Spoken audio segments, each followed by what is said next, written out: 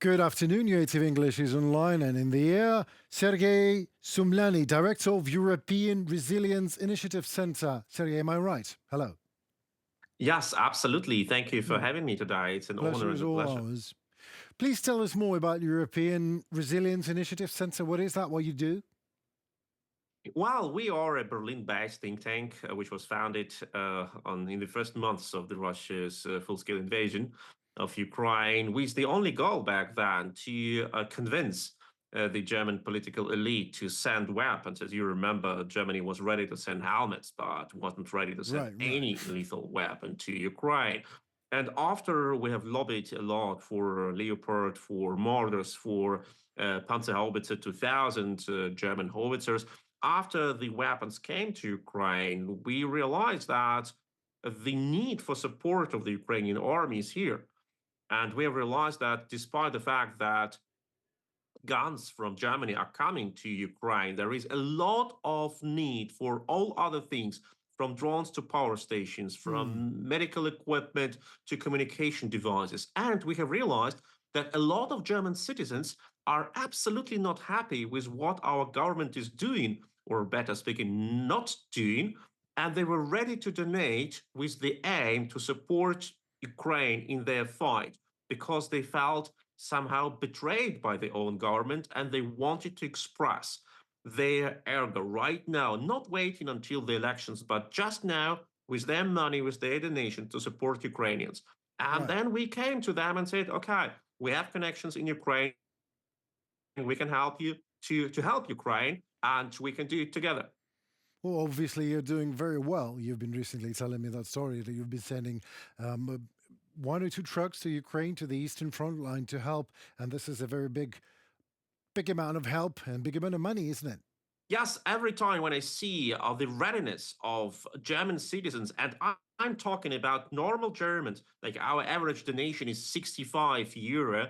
Okay, some people donate thousands, but most people donate like 50 euro, 100 euro.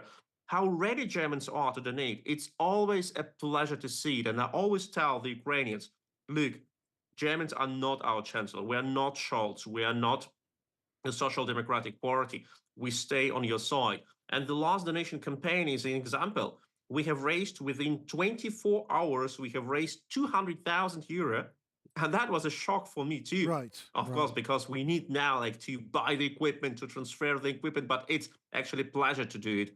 And when you I can see how imagine. ready Germans are to donate, you really start to believe in how good these people are and how strong they stay on Ukraine's side.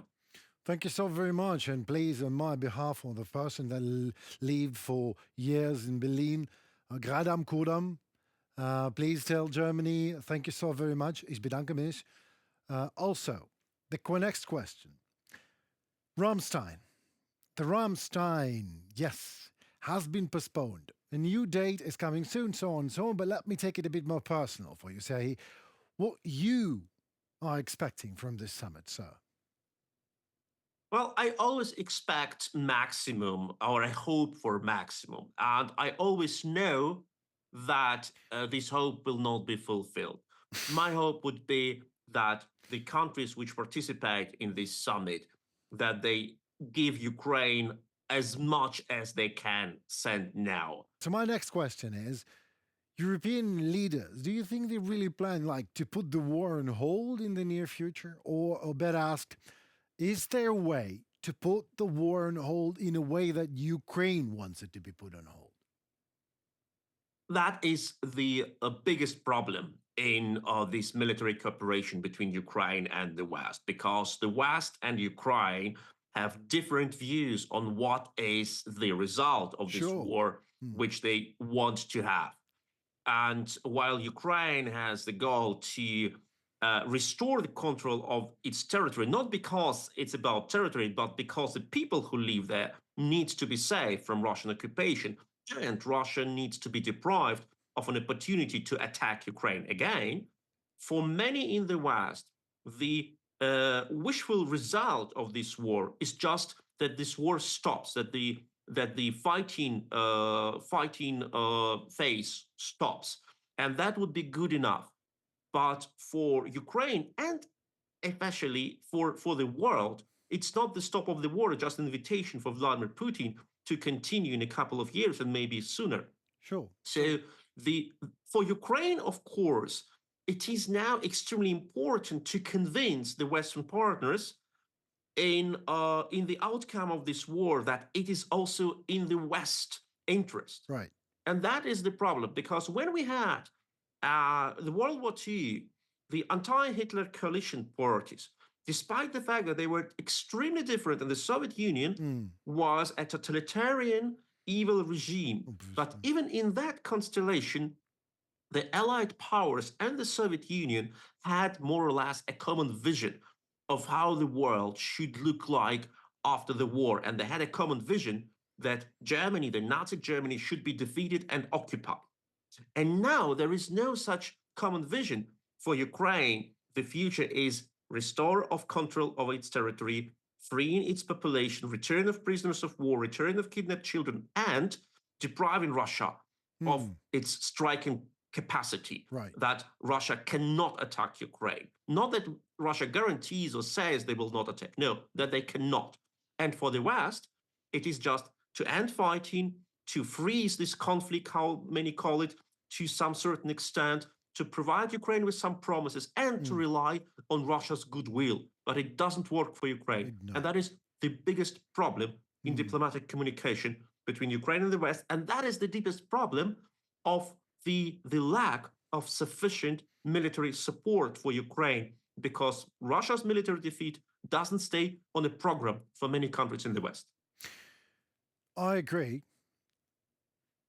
Let's speculate. Let's say the war is being put on hold. It is paused. The ceasefire is on. Russia will definitely, that is actually the question that I just asked to many people. And the answer is more or less different to what I think. So Russia will use that respite to rearm. I have no doubt in that. Will the West be helping Ukraine to rearm also during that ceasefire? Or you think the international institutions will just return to usual uselessness, expressing deepest concerns and all that rubbish? The problem is that even if both sides, Russia and Ukraine, would use this time for rearming, right, Ukraine's military capacities, industrial military capacities, are much lower than the Russians. So after a certain period of time, this balance in production will be dramatic. And another problem is that, of course, during the ceasefire or freezing of the conflict, Ukraine will be deprived of its right to attack Russia's facilities deep in Russia's territory. Oil refineries, transport hubs, storages, ammunition depots, storages of military equipment, etc. While Russia, of course, will continue to sabotage Ukraine with cyber attacks, with bribes. Russia will continue to attack in a hybrid warfare Western institutions, NATO, Ukraine's allies. So we will practically have a situation when during a certain period of time, Russia will be able to accumulate much more resources for the new war and will continue to sabotage Ukraine and the West, while Ukraine's hands will not be tied behind back. They will be just cut off. Well, that was the perfect euphemism, actually. The hands are not just tied, but cut off. Thank you so very much. I would love to have another conversation with you, and I would love to be more ready for this than I am now, because this is the topic of a discussion of a great importance for the people of Ukraine and for the people of Europe, I think. Isn't it not? Thank you so much for this invitation. Always pleasure to be your guest and hope to see you soon. We stay in touch. Thank you so very much, Sergiy. Goodbye. Thank you so much. Director of European Resilience Initiative Centre, Sergiy Sumlenny, was at the Sphere Studio at UATV English. That was it for tonight. My name is Henry Keane, and that was me and my team at UATV English is thanking you for your time. We did our best to deliver the hard truth in easy terms for you. Please like, share, and comment in return. Your voice matters as it helps Ukrainian voice to be heard globally. Please stay safe and tune for more in the weekly episode. Goodbye.